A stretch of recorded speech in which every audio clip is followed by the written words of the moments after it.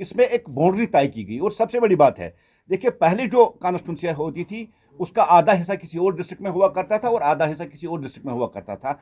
और आज जो बेस बनाई गई वो पटवारी हल्का को बेस बनाकर आज की हदबंदी की गई है। और कॉन्स्टिट्यूंसी विद इन कॉन्स्टिट्यूंसी ही रहे, इसमें ये पैरामीटर्स तय किए गए हैं। हदबंदी कमीशन जैसे कि आप जानते हैं एक आज़ादाना इदारा है जिसपे हुकूमत का कोई कंट्रोल नहीं आता और जिसकी सरबराही सुप्रीम कोर्ट के एक जज, रिटायर्ड जज कर रही है। इसलिए साथियों उन्होंने अपने कद के मुताबिक से सबकी राय ली और जो ड्राफ्ट उन्होंने पेश किया तो सारी पार्टीज की राय उसमें ले ली, चाहे वो यहाँ की नेशनल कॉन्फ्रेंस हो, पीडीपी का तो कोई चलो उनका मेंबर नहीं, लेकिन नेशनल कॉन्फ्रेंस के तीन जो पार्लियामेंट मेंबर्स है पार्लियामेंट ने उनकी राय ली गई है।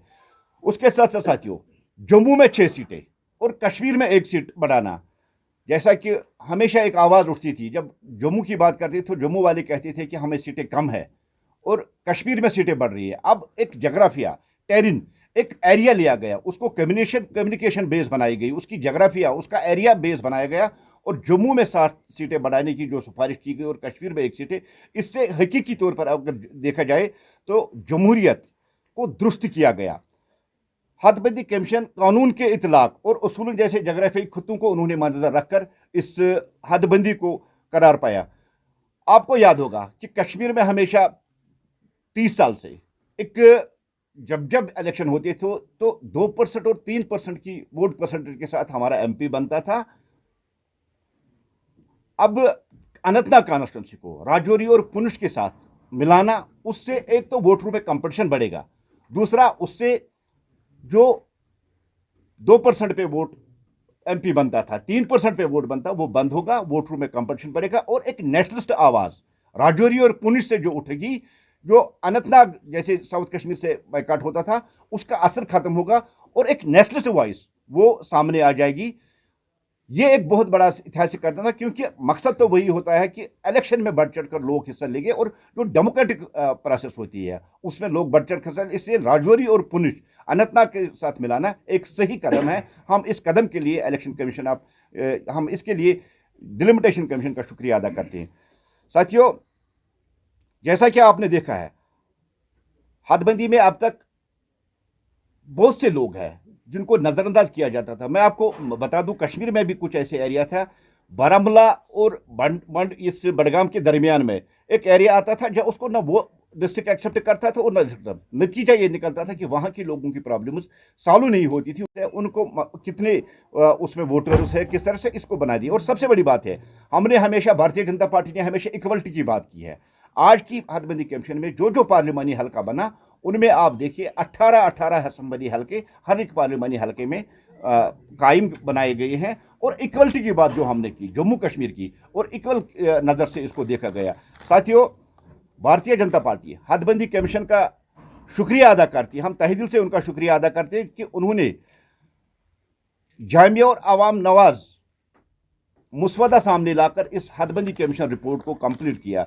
आपको याद होगा कि जितनी भी आज पार्टियां इस पर वाहवाला मचा रही थी क्योंकि उनका हमेशा एक पैटर्न रहा, उन्होंने हदबंदी कमीशन को जो पैरामीटर है जो बेस बनाया था वो उन्होंने उस हिसाब से बनाया था कि उनका वोट कहाँ कहाँ उस हिसाब से उन्होंने बनाया था। लेकिन आज के हदबंदी कमीशन ने उस चीज़ को नज़रअंदाज करती है आवाम के ख्वाहिशात के मुताबिक, आवाम को कहाँ सहूलियत मिली, कहाँ उनकी एडमिनिस्ट्रेटिव पहुँच होगी, उसके को मद्देनजर रखकर उन्होंने हदबंदी कमीशन का जो नई हदबंदी की है उसको उन्होंने मसवदा तैयार किया है। और हम उम्मीद यही रखेंगे कि अगर कहीं किसी को लगता है कि उनके साथ कहीं कुछ प्रॉपरली हुआ नहीं है उसके लिए भी उन्होंने कुछ डेट दिया है कि वो अपने मसवदे वहाँ तैयार कर सके। और मेरा यही कहना है कि भारतीय जनता पार्टी हदबंदी कमीशन का शुक्रिया अदा करते हुए ये यकीन रखती है कि अगर कहीं किसी को कुछ एतराज़ात है वो उसमें एतराज़ करे ताकि आगे उनके वाले उस अमल को सही तरीके से किया जा सके। शुक्रिया। गवर्नमेंट की तरफ से कोई आर्डर नहीं आया है कि हिजाब को बैन किया जाए, कोई भी आर्डर नहीं है। हम दुनिया की सबसे बड़ी डेमोक्रेसी में रह रहे हैं और यहाँ right to speech, right to expression और क्या आप पहनोगे उसकी आज़ादी है। दुनिया भर के लोग हिजाब पहन के आते हैं। जहाँ कर्नाटका आप कह रहे हैं देखिए ये स्कूल और वहाँ का के कोर्ट का मसला है उसमें फंसा हुआ है, लेकिन जहाँ तक मेरी राय है वैसे तो एक मुसलमान मैं हिजाब की सपोर्ट करता हूँ क्योंकि मेरे मजहब में लिखा है, मेरे इस्लाम में लिखा है हिजाब पहनना है, वैसे तो एक मुसलमान में हिजाब के सपोर्ट करता हूं।